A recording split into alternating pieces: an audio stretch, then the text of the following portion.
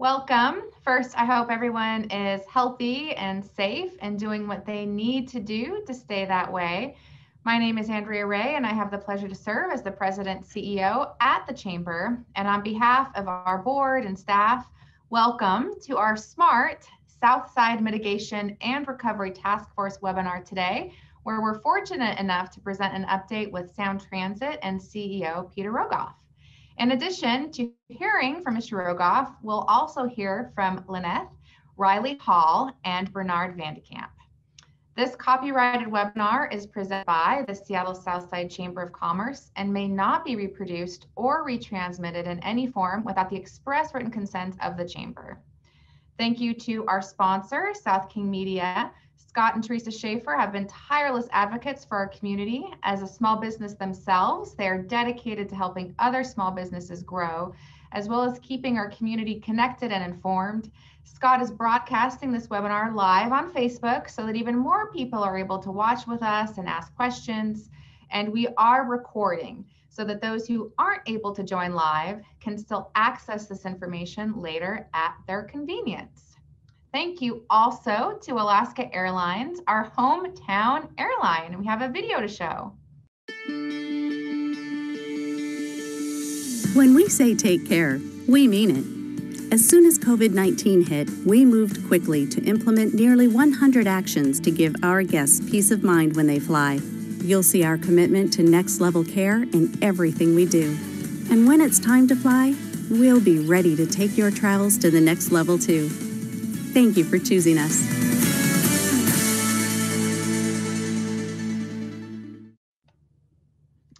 Thank you so much to Alaska Airlines and to South King Media. We know providing opportunities to share information and connect will make our community stronger and ready for recovery. We hope that you can join us for more of these opportunities, and if you or your company is able to donate or sponsor our work so that we can continue to serve our community in and through every challenge, it would be greatly appreciated.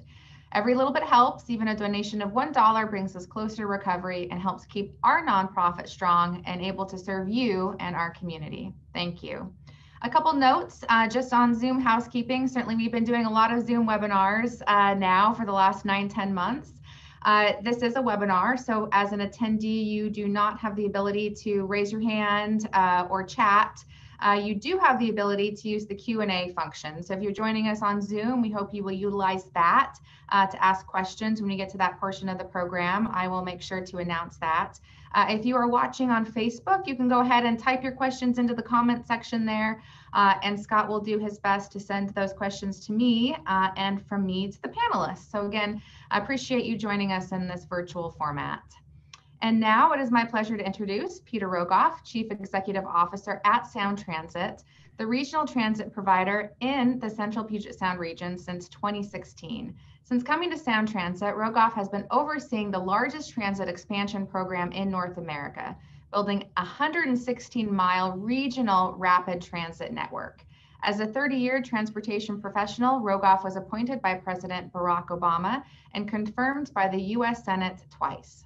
First, as administrator of the Federal Transit Administration from 2009 to 2014, and then from 2014 to 2016 as the Undersecretary of Transportation for Policy at the U.S. Department of Transportation. Prior to serving in these distinguished positions, Rogoff spent 22 years on the state of the U.S. Senate Appropriations Committee, including 14 years as Democratic State Director on the Transportation Subcommittee. We're grateful that you made the time to be with us today, Mr. Rogoff. The presentation is yours. Take it away. Thank you. Great, Andrea. Just if you give me a thumbs up that you can hear me okay. I'm assuming you can. Great. Thank you. Good afternoon, everybody, or it's not afternoon yet, kind of late morning.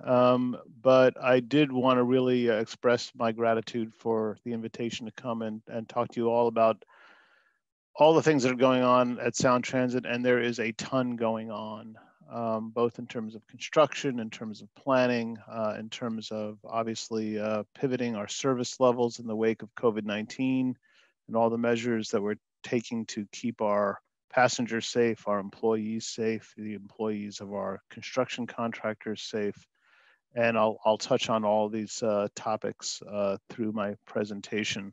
I regret, as I think we all do, gathering this way. I've talked to the chamber in the past, and we've been able to gather for lunch in some South King restaurant that I'm sure is financially struggling these days. So I just hope we get to do it again when we're on the other side of this pandemic.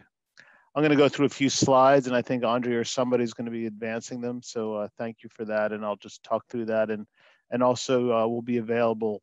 Please do feel free to use the question and answer function, because I always find the Q&A portion to be, frankly, the most valuable, both in sharing information, but also for me to hear what's of greatest concern out in the community. Why don't we go to the first slide? So what's going on the construction side? Quite a lot. And you're going to hear from Lynette Riley Hall, who is our Federal Way Link Executive Project Director, as well as Bernard Vandekamp, who's working on our I-405 Struss Bus Rapid Transit Program. As far as construction, we needed, in the wake of COVID, to suspend about 80% of our construction activity when Governor Inslee issued an executive order regarding construction to make sure that work could be conducted safely on construction work sites. But I gotta say, with the partnership of our building trades and our constructors, we were construction contractors, we were able to get all of it back up and running. And it has been a really good news story, both in terms of being able to contain the spread of COVID in the workplace, but also all of us learning new tricks in terms of construction site management, safety measures, working with our building trade partners to make sure that they are safe, and allowing us to continue to, have progress moving forward on these projects without, frankly, much of a penalty in terms of the calendar and getting them done. All of our projects are still, that are under construction, are still on the timeline of delivering them on time. And obviously, while with this most recent spike in COVID, we're monitoring conditions really carefully, we are continuing to make progress. Just yesterday, we had an executive committee and system expansion committee meetings of our board. And we had to come and ask them to amend the budget to add a little bit more money to our Link Light Rail budget for this year, because actually it's not because the projects have gotten more expensive or any of them are over budget. It's because we made more progress in this calendar year than our contractors even assumed that they would. And that's a good news story. So things are progressing well. So we are building 28 new light rail stations, are all under construction throughout the region, and we really are back to a new capacity. And I think if you go to the next slide, we will show which specific projects. This is what we are about the business of doing right now. And I will tell you, it has been an extraordinary heavy lift. There are, I venture to say, maybe one other transit agency in America that is doing this much expansion in this time frame on this scope and having this many projects in major construction at the same time, and that would be Los Angeles. And I'm not even sure they are doing this much. So we will, in the next 4 years, be delivering a ton of new service throughout the region with an opening happening each year. Going to the bottom real quickly, our new operations and maintenance facility in Bellevue is nearing completion. It's a really state-of-the-art new facility on which we are actually also facilitating in its proximity hundreds of units of new affordable housing, another critical need throughout the region. We have just commenced construction on a new parking garage structure in Puyallup, and that'll open in 2022. But on the light rail side, we are going to open up, our northern extension up to Northgate next year. And if anyone's driven by Northgate Mall and looked at it, you can see what is effectively an almost fully completed station right in front of the mall, with other stations in Roosevelt and the University District also opening next year. The year after that, in 2022, that very short light rail, really streetcar project that we currently have in Tacoma is going to grow quite sizably and actually become a very reliable connection between Tacoma Dome all the way up to all the medical facilities in Tacoma, and then on to the residential hilltop community. That will be in 2022. Then the following year, 2023, we will open all of Eastlink, 10 stations overnight, one in Seattle, then Mercer Island, and a bunch of stations in both Bellevue and Redmond. It's going to be very transformative for the East Side. It frankly already is very transformative for the East Side when you look at all of the construction that is going on in proximity to our new stations there. Then our big year, if that's not big enough, 2024, we will extend all the way down to Federal Way, all the way up to Linwood. And then from the Microsoft campus, we'll build 2 more stations all to downtown Redmond, all delivered in 2024. Which is to say, by the end of 2024, we're on a path to have a true light rail network with Federal Way at the southern end with stops in Kent and Des Moines, and an ability to connect to all the way up to Linwood, all the way out to Redmond, and obviously throughout the city of Seattle. So it's really the beginning of the network that the region has needed for a really long time, and all of this is under construction, is fully funded, and is going to happen. So what's happened as it relates to service? We are obviously responding in a cost-efficient way to the ridership that has gone down because of the COVID pandemic. And when COVID first hit, we lost about 90% of our ridership. And that's because, we would normally view that as a horrific bad news story, but the reality is lost ridership in this time means people are following the health directives to stay home or are working from home. So it's been a good news story. It's kind of, at least on light rail, is stabilized to come back to about 20% of our prior levels. But we also need to recognize that the people that still are riding our services, both rail and our many bus services, are essential workers who need that mobility. And we are determined to serve them. And I think importantly, the service has not been equal across the system in how it's dropped off. In fact, our Sound Transit Express bus service in the South Sound has had stronger ridership than our other services. They went from about carrying 30% of our normal load to about 40% of our normal load.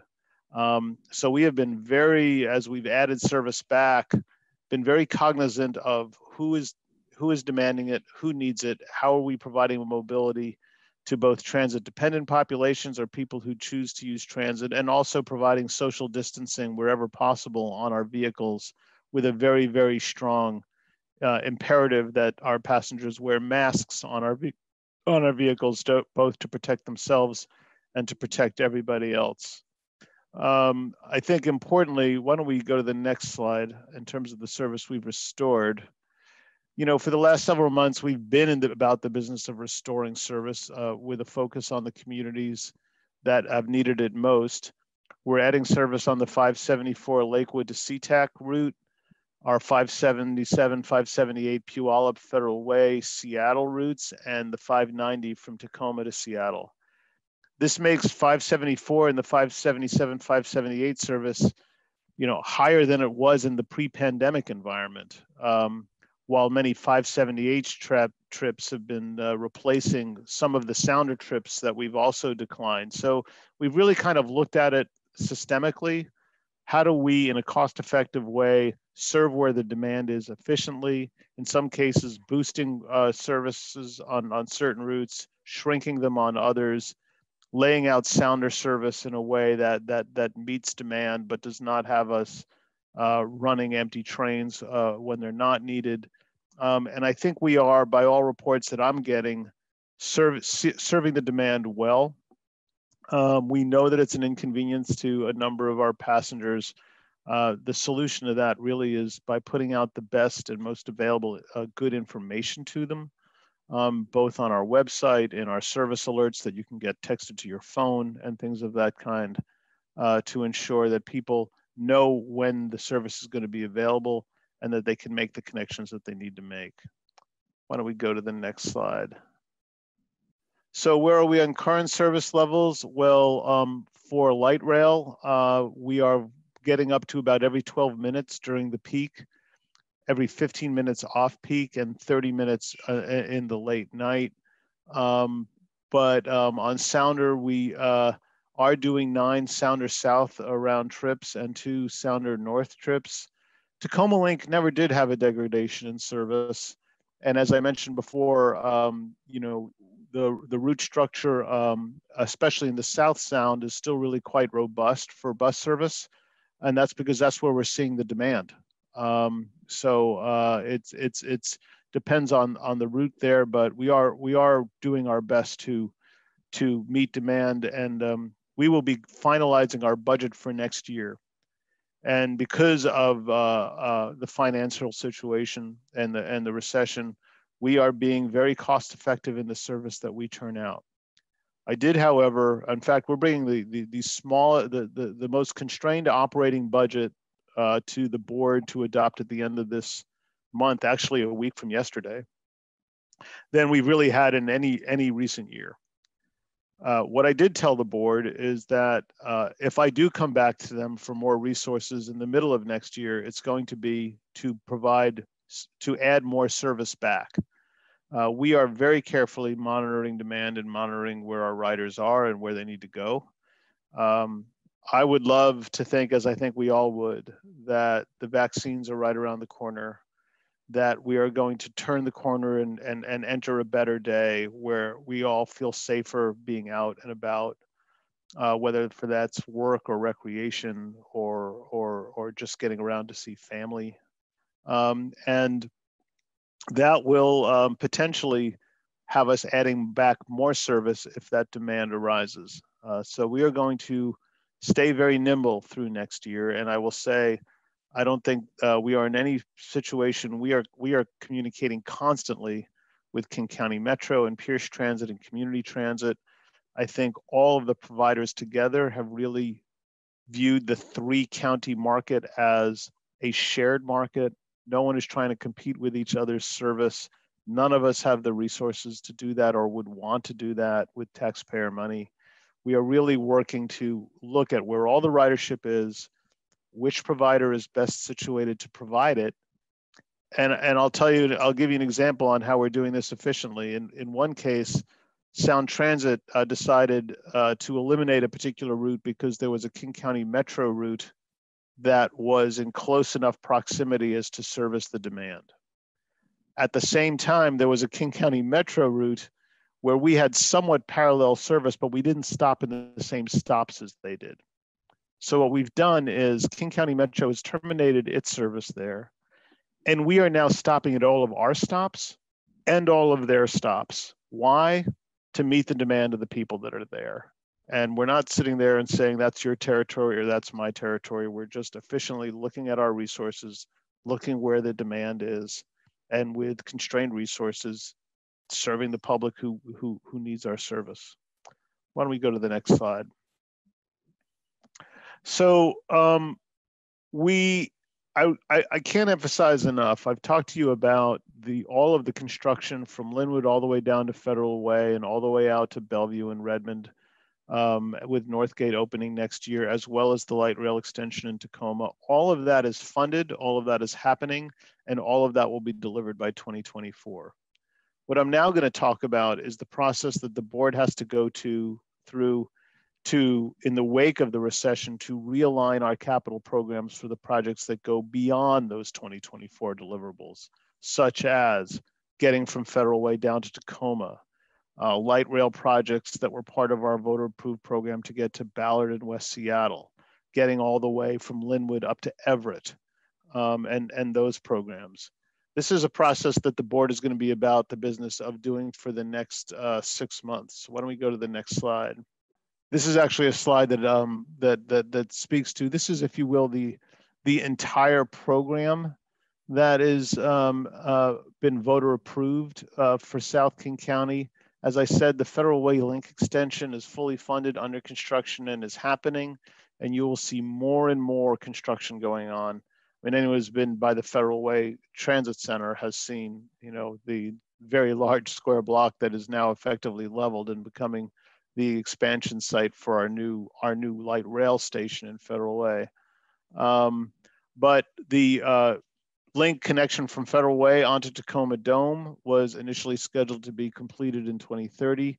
We have and Bernard will be talking about our connections of bus rapid transit to serve Burien and Tukwila, as well as Renton and then up to Bellevue. That was scheduled for 2024, and also improvements and expansion of our sounder service. Those are all voter approved projects. Those are the ones that, in concert with all the other voter approved projects throughout the 3-county region, the board will be taking a look at in terms of what we can afford to deliver when. Let me go to the next slide. So this is just a look at where we derive our funding as an agency. And really the most important takeaway here is the fact that the sales tax in combination with the motor vehicle excise tax comprises 62% of our funding. Why do we highlight this? Well, when you have a recession, obviously those are taxes that are very, very sensitive to a slowdown in the economy. So we are currently monitoring our revenues very closely, just like any municipality is. That's dependent on sales taxes or motor vehicle excise taxes or the like, to determine how much we can afford over what time frame. Currently estimating, and I emphasize current because anyone who follows these revenue projections know that they shift quite a bit. You can see that we're going to be having our revenues reduced anywhere from 310 million to 436 million just in the next year and 1 month.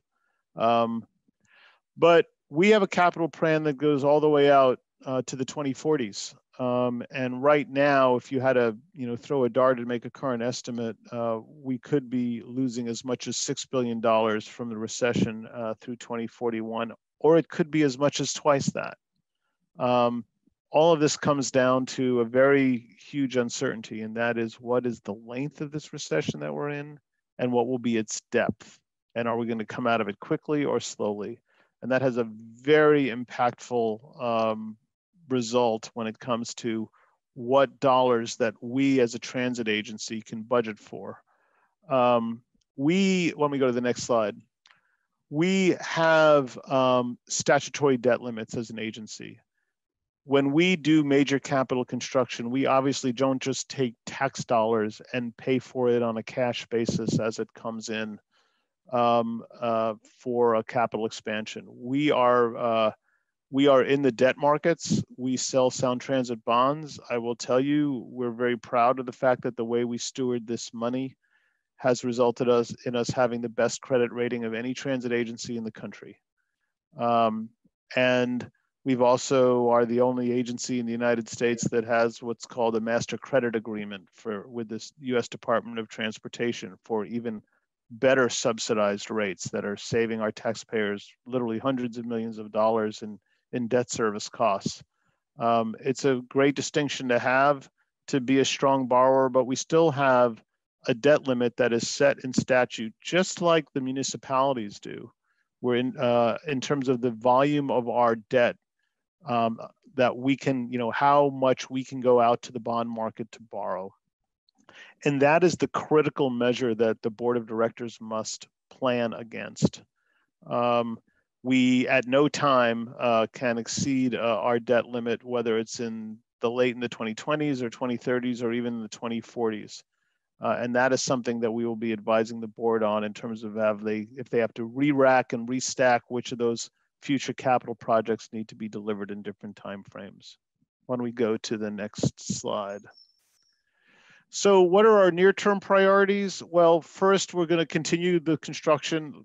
That program alone that I articulated to get to Linwood Federal Way and out to Redmond by itself is the largest transit expansion program in America. And it's all going to be delivered and it's all paid for, and none of it is, if you will, on the menu in terms of this realignment process. But we are going to launch into a realignment process on the projects that are scheduled beyond those 2024 deliverables. The board is really going to kick this off in earnest in January, and the goal is to complete it by July. The board has a variety of tools to manage against that debt limit, as I said. The one that the board has used before, I will say, the board has had to do this once before. ST2 passed in 2008. And as we all remember, no sooner did the election happen in 2008 that, you know, the worst recession since the Great Depression really started to take hold. So back in 2009 and 2010, the board went through this realignment process before and used some of these tools. So what is the board's tools for managing the program? Well, one, and one that the board has used before is just to spread out the capital program and the frequency with which we must go to the debt markets by delaying the delivery of certain projects. Another is to modify projects in terms of their scope. This could involve things like the elimination of stations, but it can also mean as a tool that many transit agencies that are frankly less financially strong than us do commonly, and that is deliver to point A first, and then when they have the debt capacity, to deliver to the final terminus in a second project. It's called developing minimum operable segments. Obviously, you don't want to build a train to nowhere. You want to build it to what is a reasonable terminus. Just like you might say, we're building to the north to Linwood now, knowing that we're going to get to Everett later, or that we're getting to Federal Way now, knowing that we're going to get to Tacoma later. Might we segment those things to deliverable minimum operable segments to keep making progress while also staying affordable? And obviously, wherever and however we can secure new funding, I have spent a lot of time, given my experience in the federal government, working on things like that master credit agreement with the U.S. Department of Transportation, wherever we can command additional dollars. And we've had great support from our members of Congress, both Senator Murray and Senator Cantwell, but also Derek Kilmer, who's on the Appropriations Committee. Adam Smith has been terrific in terms of helping advance our cause for additional federal grants. And we're also doing work in Olympia to see if there's going to be a new transportation funding package in Olympia. Might there be ways that they could also help our Sound Transit program? Right now, we receive no direct dollars from the state of Washington. All of our revenue is derived directly from the taxpayers, but that needn't remain the case if there's an opportunity in Olympia as well. So how does the board decide which projects might have to be rescheduled and re-racked or segmented or have their scope looked at? The board charged us with using these 8 criteria, and you see them before you. And we are currently looking at all of the capital projects not under construction and looking at them through the lens of each of these criteria. And we'll report to the board in January, or actually late December, really later this month, on our evaluation. Now, I want to be clear, there are aspects of this criteria that are inevitably subjective. We are not giving the board arithmetic scores where you put a project through a system and it spits out an 82 versus an 84 or versus an 86. That would really give rise to a lot of false precision. This is just to give the board a backdrop, you might call it just a baseline on how to view these projects. 5 of these 8 criteria were the identical criteria that were used to putting together the ST3 plan. And a lot of them are really sort of self-evident. Obviously, how much ridership will be generated for the project. Socioeconomic equity, obviously in these times, as this is a national discussion on how well we serve communities of color and low-income communities, this is one that we are bringing forward new data and doing a much deeper dive than we did for the ST3 programming. Connecting centers obviously is a very core issue for us. Tenure, how long the voters have been waiting for that project is relevant. Whether certain projects might better qualify for outside funding. The board wants to know that, obviously, because where we can get outside funding, we want to go chase it. There's been a long-standing commitment to completing the spine all the way up to Everett and down to Tacoma. That is another one, and obviously also advancing logically beyond the spine, because there were projects in ST3 that went beyond the spine. And I said before, if there's an opportunity to perhaps deliver these projects more affordably in segments, we want to show the board how that might be done. Next slide, please. So this is the schedule. We have had a kickoff beginning this past June to develop a framework. Our board chair, Kent Keel, who's a council member in University Place, he has just been nominated by the executive committee to serve as board chair next year as well, in concert with our vice chair, Dow Constantine, for King County, and Everett City Councilman Paul Roberts, who's our vice chair for Snohomish County. They came forward with a schedule and a plan for doing this realignment exercise. And like I said before, we will be completing it, or our goal is to completing it this coming July. I would encourage interested parties who really want to follow this process. It's going to be a very transparent process that's going to play itself out in our boardroom. It is always videotaped, always available online. Any members of the chamber or any and every other member of the public who has an interest in this process, there will be materials on the website. Meetings on our streaming meetings are available videotaped to see at a convenient time.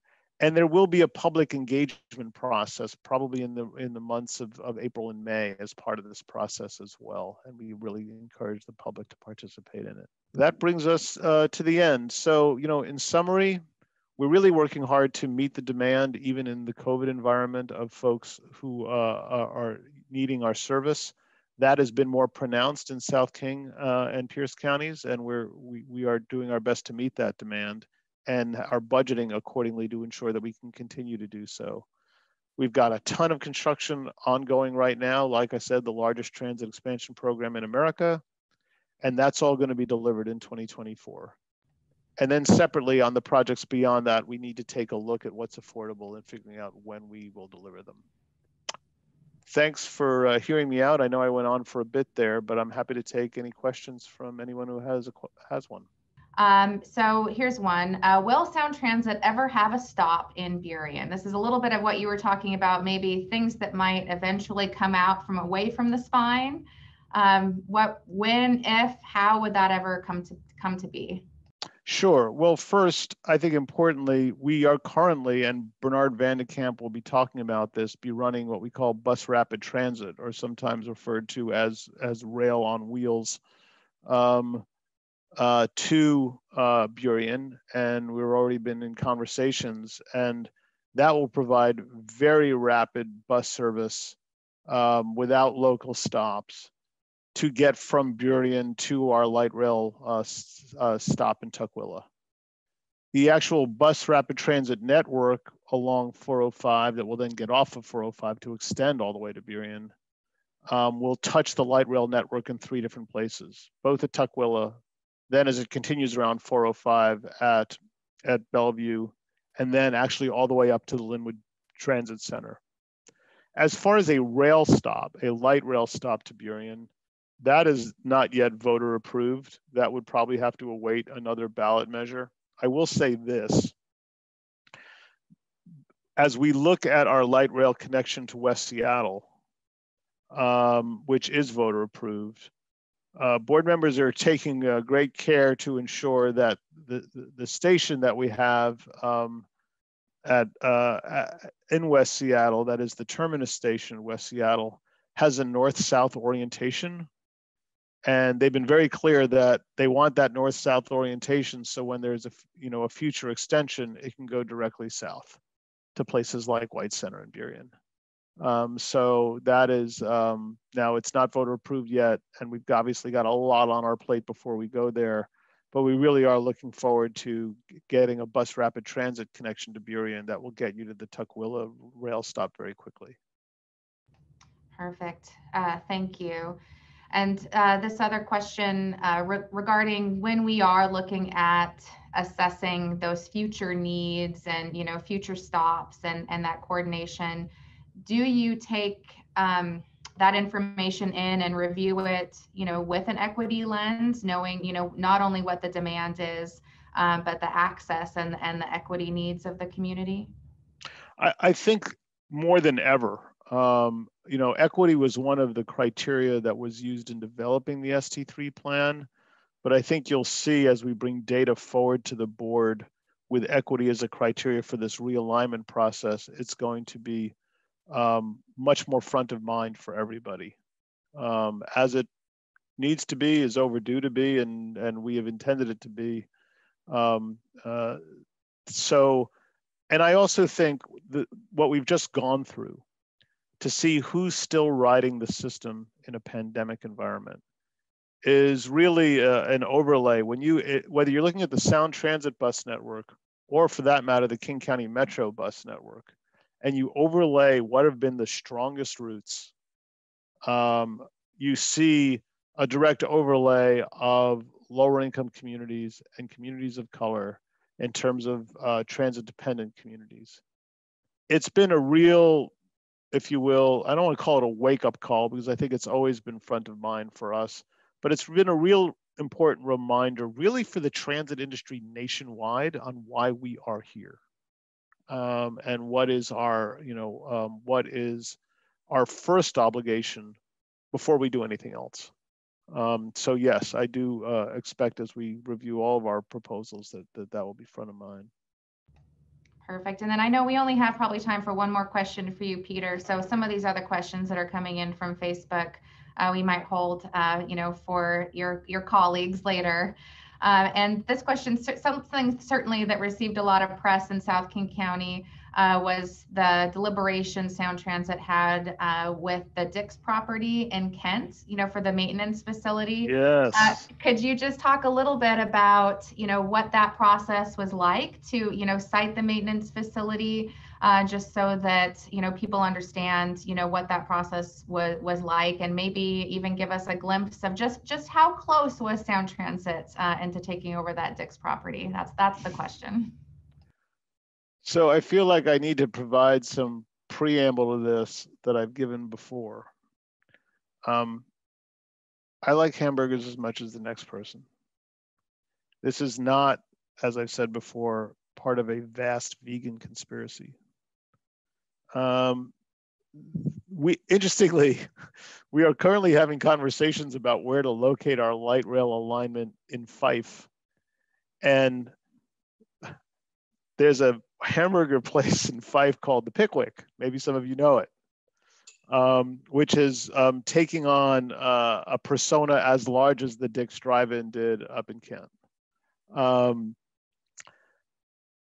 Locating a maintenance facility is always hard. It's actually harder than it should be for the reasons I'm about to explain. A lot of people have an image of a train maintenance facility as a loud, noisy, filthy industrial environment, which really, especially when it comes to light rail maintenance facilities, is anything but the case. Whenever we have these conversations, and this happened with Bellevue, because like I said, we are about to complete a brand new light rail maintenance facility in Bellevue. And the Bellevue City Council started off adamantly opposed to it and voted 7-0 to try and kill it. In the end, they voted 7-0 on, working with us on where to locate it. And whenever we get into this conversation with communities, we invite them to our current maintenance facility at Forest Street in Seattle. And we actually invite them to come at like 1 or 2 in the morning to see how, because that's when it's busiest, to hear how quiet it is, to see how clean it is, to try to debunk this whole notion that it's like some filthy, loud industrial facility. When we invited Dana Ralph to come to that, she did come at 1 in the morning and she brought a bag of Dick's hamburgers because I think she was trying to make a point, right? So we obviously have no desire to put things in communities that they don't want. But if we're going to provide light rail, there needs to be a maintenance facility somewhere. The city of Kent, we understood the depth of feeling about having just secured the new DICs there.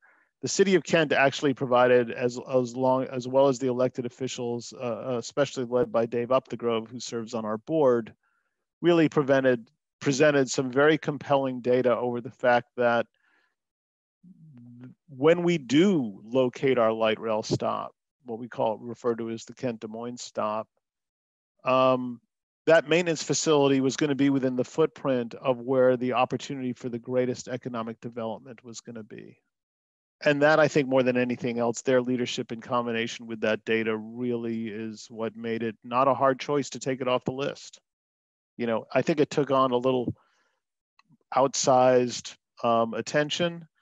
We are now currently looking at 3 sites. One being on the landfill, which creates a lot of other complex issues, but is being considered. And there are 2 sites in Federal Way, in close proximity to the Christian Faith Center there, and a facility called Garage Town. And we're currently doing the environmental work on that, and expect to come forward with some material to present to the board early next year, early to mid next year.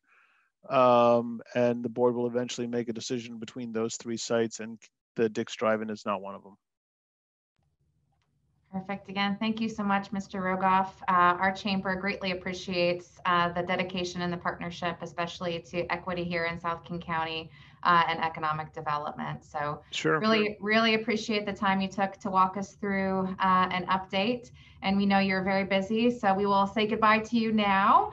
Thanks. I'm leaving you in good hands. I mean, we're really glad to have Lyneth back on the team. Lyneth was the deputy project director for Federal Way, then got moved to another project where she was going to lead up a whole effort all the way from the beginning to the end of another major extension. But now she's back as the executive project director of Federal Way, so you're in very good hands with her. And Bernard is doing great work in terms of advancing our 405 BRT, that project I talked about, connecting Burien to Tukwila and beyond. So thanks again for having me. I hope I can come back again and report on all the progress we're making. Perfect. Sounds great. Thank you so much. Take care. You too. All right. So now we are turning it over, I believe, to you, Lyneth. Start us off here. Thank you. Thank you, Peter, and thank you, Andrea. So this is the Federal Way Link Extension alignment selected by the Sound Transit Board. It primarily runs along I-5 with 3 new stations at Kent Des Moines, near Highline College, at South 272nd, and at the Federal Way Transit Center in downtown Federal Way. This alignment is the result of a lengthy public process and was supported unanimously by the 4 jurisdictions in the corridor: SeaTac, Kent, Des Moines, and Federal Way. When Federal Way Link Extension opens in 2024, the travel time through the corridor will be approximately 12 minutes. Folks boarding at the Federal Way Transit Center will have a 15-minute trip to the airport. With the project finished, there'll be a total of 3,200 parking stalls along the route. That includes new stalls and new garages at Kent Des Moines Station and South 272nd. And this is where the garage will replace the existing parking lot, and an expansion of the Federal Way Transit Center. We're using the design build delivery method, which allows us to optimize the project timeline. While the procurement process was underway, we were in a cone of silence. And last fall, with procurement and a DB contractor, Kiewit, on board, we had some really cool visuals to share, and those are coming up next.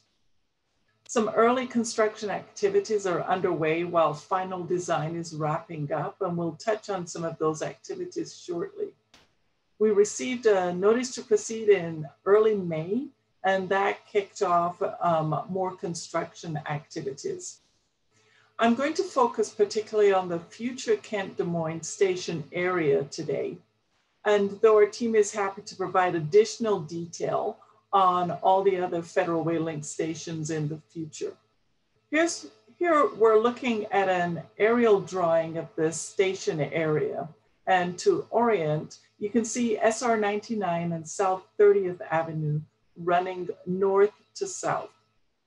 And entry to the Highline College campus is to the left.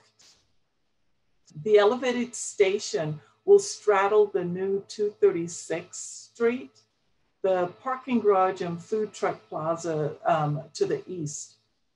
And bus stops and bus layover spaces are integrated into this design to give a seamless experience for those coming and going to school, work, and shopping. The roundabout to the left will serve as the grand entry onto campus. And we're continuing to advance that design in coordination with the City of Des Moines and Highline. The light green rectangles, you can see, are being used for construction staging during the project. Once the project is finished though, the property will be the site for potential future transit-oriented development. And we'll be engaging the community on the TOD in mid-2021. So you can look for more details in the coming months on the TOD. Now I'm going to share some visualizations which are pretty exciting here. Here you can see elevated station crossing the new 236th Street, an example of a Sound Transit station with a similar setup as the one at Angle Lake. This view is looking east with Highline's campus to your back. You can see 99 in the foreground and the construction staging potential future TOD development parcels are in the gray. We're in the early stages of planning for future TOD and look forward to partnering with the Chamber and other stakeholders to deliver a dynamic area adjacent to the station. This is a close-up of the station from 30th. The station will have stairs and elevators to move between the street and the platform.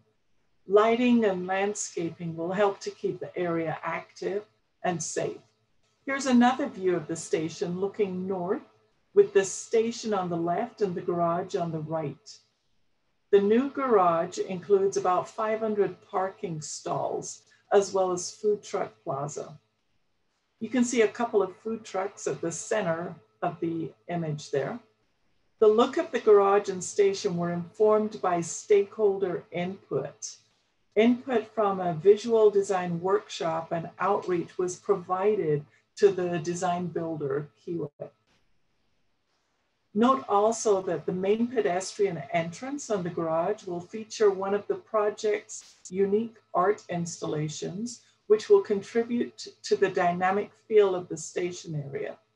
Moving south, here's a look at our next station. Located just west of the I-5 and north of South 272nd, at the site of the old Star Lake Park and Ride. You can see the parking garage to the left and the light rail guideway to the right.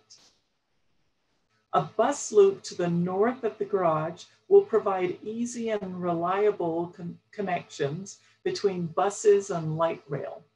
And last but not least, here's a visualization of the Federal Way link of the Federal Way Transit Center. The view here is looking to the northwest. The station platform is lit up at the left side of the image, and the existing parking garage is in the center. Our project will be expanding the existing parking garage and include a bus loop next to the station platform for easy transfer at the station. To the west of the station, our current construction staging area is slated for future TOD. We are well underway with construction to deliver light rail and those beautiful 3 stations. Here you can see our typical work hours and what work is happening now, including a drone shot of some of the work at the Kent Des Moines station. I also want to alert you all to an upcoming change on SR 99, the opening of a bypass on January 11th that will accommodate our work on our light rail elevated guideway on WashDOT's SR 509 expansion project. When this work is complete, the expanded SR 509 will run underneath a new SR 99 bridge, and light rail will run on an elevated guideway over the top. We're working closely with WashDOT to coordinate this work.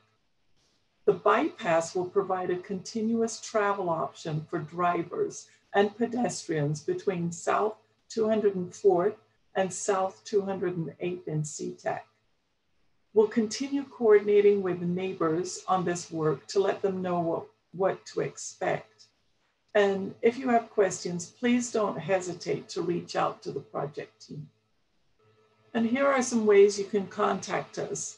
We have a full-time community engagement manager, Jefferson Rose, who's on this call. Jefferson and his team are here to help. Our project strives to be a good neighbor. So if there are any issues such as noise, dust, etc., with our construction sites, and I strongly encourage you to reach out to Jefferson or call our 24/7 construction hotline. Also, as part of our effort to be a good neighbor, we'll be launching our local to the local business mitigation program in the coming year. Watch for more details on that. And now I'm going to turn over to Bernard, who's going to talk about the bus rapid transit. Thank you. Great, thank you, Lynette. If we could advance the slide, that would be great, please. So I want to introduce myself. I'm Bernard Van de Kamp. I'm the East Corridor Development Director at Sound Transit, and the main project that I'm leading up right now is the Bus Rapid Transit Program. I'll walk you through that fairly briefly today and give you an idea of where we are. I wanted to start off with some context that this is a project that is in the project development stage. So it's a little bit different presentation than what Lynette just walked you through. Unfortunately, we're not at the point where we have the nice graphics and the level of detail, but that is the nature of the project as we go. The Bus Rapid Transit Program has been branded. It is referred to as STRIDE. I will walk you through the program here, which consists of 2 corridors. We are going to be building a bus rapid transit system on the 405 corridor that will connect Burien to Bellevue and then Bellevue up to Linwood. And we also have an intersecting line that will be on the 522 corridor at the north end of Lake Washington that will connect the UW Bothell area over to Shoreline and connect into the light rail station that is under construction right now as part of Linwood Link extension. So this is a large geographic spread. It is also what Sound Transit considers one of its early deliverables. Before I get into a lot of detail, I want to communicate that the bus rapid transit system is similar to what Mr. Rogoff had earlier noted. We're really talking about kind of a rubber tired light rail system here.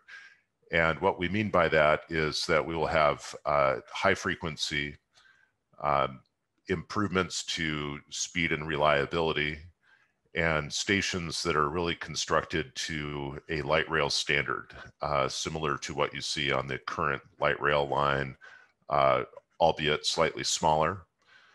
We will be purchasing a new fleet, and these vehicles would be designed specifically for bus rapid transit. So if you're familiar with our current vehicles that are on the regional express system, such as the Sound Transit Route 560, we will be using a different type of vehicle that will facilitate rapid entry and exit to the buses, so that emphasizing speed and reliability. When we pull up to a station, we do want to have 3 doors so that folks can get on and off the bus comfortably, safely, and also as quickly as possible. We will also be installing information to facilitate use of this system. So rider information system, kind of next bus arrival readouts, and a lot of information about how to use the system. So again, trying to reach that same level of service and quality as we do for light rail. Another large component of this is to build a new bus base or an operations and maintenance facility. We will be building that up in the Canyon Park area in Bothell. So that will house the bus rapid transit fleet, and will also serve as kind of our base for our systems, managing the system so that we maintain frequencies, good bus spacing, and also the passenger information systems that I mentioned. So to get a little bit more into the breadth of the system, we do have about a 37-mile corridor for the 405 system, and then another 8 or 9 miles on the 522 system. So this reaches a very long distance. We have just in the 405 corridor, there will be 11 stations, and you can see those highlighted on the map. And for those of you who are not familiar with the geography, the bus rapid transit system is showing here in kind of the yellowish gold color. So we will have 11 BRT stations that will stretch across 8 different cities. So in the south end, we'll be serving Burien at the Burien Transit Center, the Tukwila International Boulevard station. So we'll have a direct tie into the existing light rail station before we head out to South Renton, up to North Renton at 44th, and then on up to Bellevue. The system will also include new park and ride facilities. So those will include a new 700 stall garage at the South Renton Transit Center, and then another 200 stalls at Northeast 44th and North Renton. We'll of course be serving the Burien Transit Center in Tukwila, as I mentioned, and we'll tie in there. Part of the project in Renton is to build a new transit center. This will be located along with the new parking garage that will be located in the vicinity of Rainier and Grady, so very close to 405. And that is the one location where we'll actually be leaving the 405 and 518 corridor. The rest of the time we will be operating in express toll lanes or otherwise in highway right-of-way, again to emphasize the speed and reliability, so that we subject the system to as little interaction with congestion as possible. The ridership, when we look out into the future, we're estimating it will be around 19 to 26,000 for the length between Linwood and Burien. That's about evenly split on the 2 lines, meaning about half of those riders will be using the system between Bellevue and Burien. And as I mentioned, the 2 lines really split in Bellevue. The rationale for splitting them there is to ensure that it's another factor in the speed and reliability piece. So if something is going wrong, for example, up in the Brickyard or Totem Lake area, that will not affect our frequency or reliability of service on the south end, and vice versa. If you go to the next slide, please. So again, we are definitely emphasizing kind of the replication of light rail. So we do want to emphasize speed and reliability. We will be operating this every 10 minutes during the peak and 15 minutes off peak.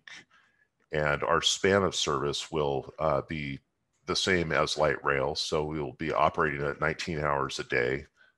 We will be shutting it down for operations and maintenance work during the very late night portion of the day. But the rest of the time we will have, our intent is to be able to operate this so frequently that users do not need to consult a schedule. It will just show up frequently enough that the wait times will be minimal. So to give you an idea of what to expect, our current services between Burien and Bellevue require about a 55-minute travel time. And we are, as I mentioned, in project development. So we have been working on a number of improvements to increase our speed.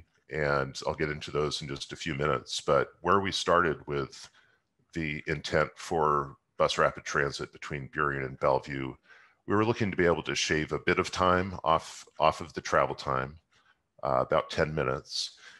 And as we've worked with our partner jurisdictions, such as Tukwila and Burien, we have been able to make further improvements without having a significant effect on the cost of the project. So we found a lot of improvements, particularly around Tukwila International Boulevard Station out to Burien Transit Center, that have reduced the projected travel times considerably. So we're now down to about a 40-minute ride between Bellevue and Burien, which is a pretty significant improvement over today's conditions or what we had originally set out to do. Just to give you an idea of the changes that we have made to improve the service, if you go to the next slide, some of the improvements we've made that really have shaved a lot of time off of the travel is at Tukwila International Boulevard Station. So there's a call out on the graphic there that is showing in orange and blue what our plans entail. Where we had started out with this project was expecting to leave SR 518 and get onto surface streets, so International Boulevard and South Center Boulevard, to enter into the park and ride and drop folks off, pick people up at the existing light rail station before heading out to the west on South Center Boulevard and getting back on 518. That maneuver would take considerable amount of time and subject us to traffic conditions in a pretty busy area. So what we have evolved the project into is what we call an inline station. We will be making improvements on 518 itself, and we have found a way to fit these new BRT stations into the highway right-of-way so that we're between the main line and the ramps that go to and from SeaTac Airport. And by doing that, we'll be able to avoid getting off the highway and losing quite a bit of travel time. And instead, we'll have passengers getting on and off at this station, and we'll be able to tie in still just as efficiently into the light rail station via a pedestrian bridge from the BRT station that connects directly into the mezzanine level of the light rail station. So this is a significant improvement to the project from where we started. And as we travel to the west, we will continue on to Burien, and that will be where we terminate the line and have layover at the existing Burien Transit Center. So some of the other features on this project in the south end is in South Renton. I mentioned the transit center that will be at Rainier and Grady. And north of South Renton, we will be operating in WashDOT's new express toll lanes that are currently under construction. This is the one part of the 405 bus rapid transit line that is actually currently in construction. Sound Transit made a sizable contribution to the WashDOT project in order to build a inline station at Northeast 44th Street. And to give you an idea of what a inline station in this instance will be, it will be very similar to examples such as at Eastgate and at Totem Lake on 405. We will be able to go up the express toll lanes in the center of 405, use a direct access ramp to get to a station in the center, and then get back directly back on. The benefit of that is that we will not have to weave out through general purpose traffic to the outside of the highway and then make that same maneuver to get back into the center of 405. So that's another way of maximizing our speed and our reliability, being able to use the WashDOT ETL lanes. This is a representation of our project schedule. We got going on developing this project a couple of years ago and have made a lot of progress. We are actually approaching a point where we will shift into final design and construction. So on our way towards that, I mentioned that we've made a number of refinements to the project that have improved it considerably. We finalized our environmental work back in or earlier this fall, and are now working on advancing design to about 30%. We expect to have that 30% design milestone reached in approximately a year's time. I mentioned that construction is currently underway in Renton at 44th. We have also been fortunate to be able to already purchase the right-of-way needed for the South Renton Transit Center. So we're working with the city of Renton to advance our design and ensure that we have a smooth access to and from that transit center.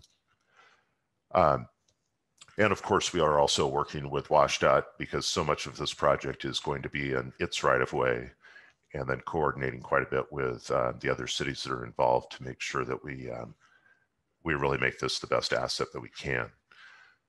So our expected service date at the time that Sound Transit 3 package was approved was 2024.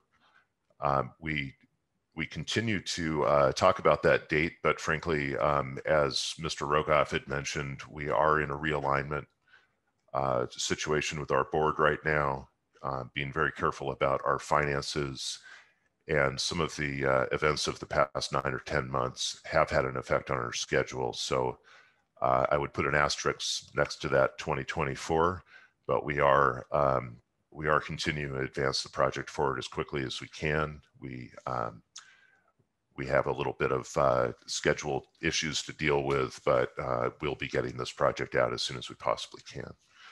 So with that, that is the end of my presentation, and I would be happy to take any questions, or if you have some for Lynette, I'm sure she'll be able to answer them as well. Thank you.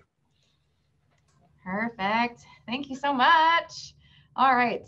We do have a question first coming in through the Q&A for our Zoom webinar attendees. And I think this one might be more geared towards you, Bernard, but yeah, definitely feel free. Just go ahead and, chime in, anybody on the Sound Transit team that wants to take it. But what will be the travel time from SeaTac or Tukwila on the BRT to downtown Bellevue? Do you have any estimates on that? I think the total travel time from Burien Transit Center to Bellevue Transit Center is in the neighborhood of 40 minutes. So 38 to 42 is our range. I do not have a specific number to offer right now, but I would say that it is about the same. If you were to start at SeaTac Airport and use the link system to get to the Tukwila International Boulevard station and make the transfer to BRT, it'd be right around 40 minutes total. The other option would be to take the train up to the International District and use light rail to get across to Bellevue from that point. So you do have some options. I think the bus rapid transit system will be a faster option. Perfect. Thank you. That's the goal, right? Just moving people and goods as quickly and efficiently as we can throughout the Puget Sound. This is a question regarding the bypass road from 204th to 208th starting in January. Will 208th still connect to 24th, or will that change? I think the bypass in Federal Way is the question. Well, I'm sorry, it's the bypass, and I guess it's more Des Moines, I think, still from 204th to 208. Will 208 still connect to 24th? This is Jefferson Rose. Thanks, Jefferson. Yes, 208th will continue to remain open and will connect with 24th. Okay, perfect. Yeah, and it's because it's actually C-Tech, so it's right there where it's close. Perfect. Thank you so much for that. A lot of travelers use 24th now to get around, so that's good information. A question just about the fare costs for BRT. I know, Peter went over a lot of the, what's happening with the budget, and, the fares it's a small percent of the budget. But depending on what's happening with, sales tax and, other tax revenue, is that going to come into play when we're looking at how much it costs for the standard fare, and an approximate kind of range for what the standard fare might be for the BRT? Honestly, we have not gotten far enough along to determine what our fares on BRT will be. That is something that will be a discussion when we get closer to going into service. I know that we do regular checks on our fares and make sure that they're equitable throughout the Sound Transit District. So no definition or determination of what the fares will be so far. So stay tuned. Perfect. Thank you so much. And then I know we are all calling it the Kent Des Moines station there for Sound Transit. Are there plans to name the station something else, or is there a process that Sound Transit goes through to consider naming the station? A question about that. Process, thank you. There is a process that the agency goes through for naming stations, which we do get public input into the station naming process, a tongue twister there. And then our board makes the final decision. We have not yet gone through the process for station naming for our stations for Federal Way Link Extension. We will be doing that, I believe, sometime next year. Perfect. There's definitely a lot of local interest in participating in that process. So thank you so much. This is a question just related to Sound Transit employees and drivers. How have they been impacted, by COVID-19? I know Sound Transit has done a lot to, protect drivers and, ensure that essential trips are still able to take place. Could you or someone talk a little bit about the precautions Sound Transit has made for COVID-19 travel safely, and then just an update on how employees are doing? I don't know that any of us can speak in great detail about the efforts that have been made. I do know that we contract with Community Transit, Pierce Transit, and King County Metro for our drivers for our bus fleet, and also cooperate with King County Metro for our light rail operations. So I would say that safety has been paramount. We have been going through extra efforts to sanitize vehicles and ensure that our drivers are safe. And also, I think Mr. Rogoff mentioned that we have increased the service frequencies on many of our routes in order to allow for greater social distancing.